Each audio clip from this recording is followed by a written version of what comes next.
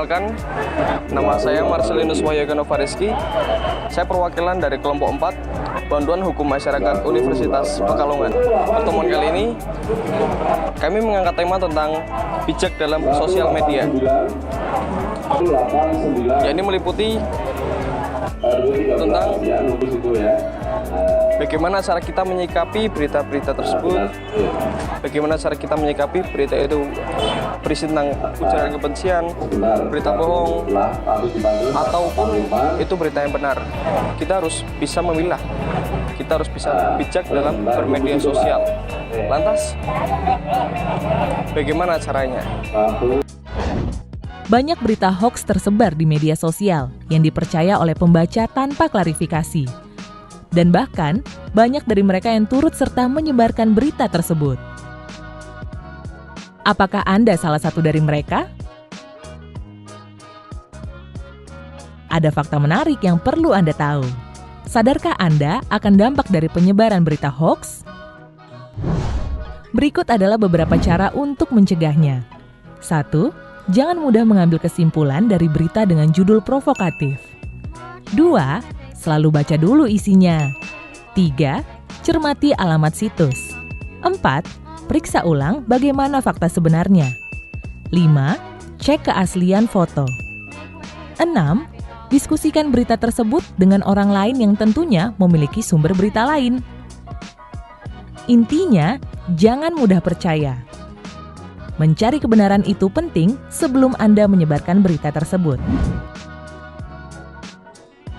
Menurut The Washington Post mengenai berita hoaks di media sosial, banyak orang sebenarnya tidak membaca konten yang mereka bagikan, mereka hanya membaca judulnya. Orang sering tidak mempertimbangkan legitimasi sumber berita.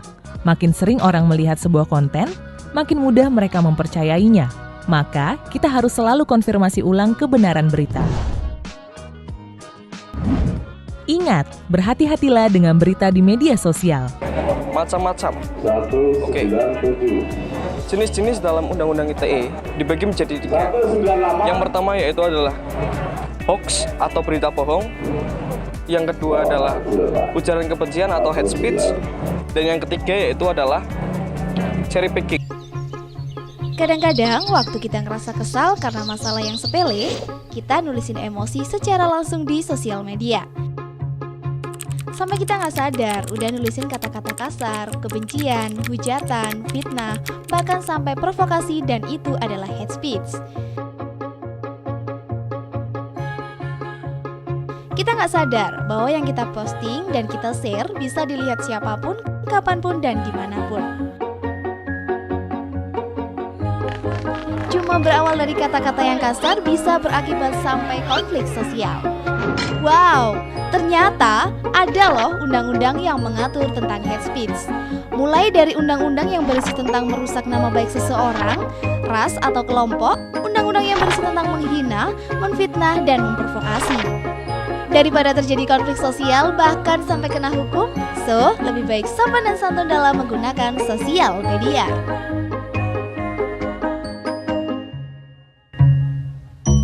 Dalam bermedia sosial, kita harus mengenal dengan asas true, helpful, illegal, necessary, and kind. Yang pertama, is it true? Jadi, berita yang kita akan berikan itu apakah merupakan berita suatu kebenaran atau suatu kebohongan? Yang kedua, is it helpful? Apakah berita yang kita berikan itu bersifat informatif atau edukatif, atau mungkin hanya menyesatkan orang yang membacanya? Dan yang ketiga, is it legal? Berita yang kita berikan itu legal atau ilegal? Baik atau tidak baik? Yang keempat, is it necessary? Berita yang kita berikan itu penting atau tidak? Jika sekiranya tidak penting, ya kurangilah. Yang kelima dan yang terakhir, is it kind? Berita yang kita berikan itu baik atau malah akan mencederai perasaan seseorang. Baik, saya kira itu saja yang dapat saya sampaikan sebagai perwakilan dari kelompok 4. Kurang lebihnya saya mohon maaf. Terima kasih.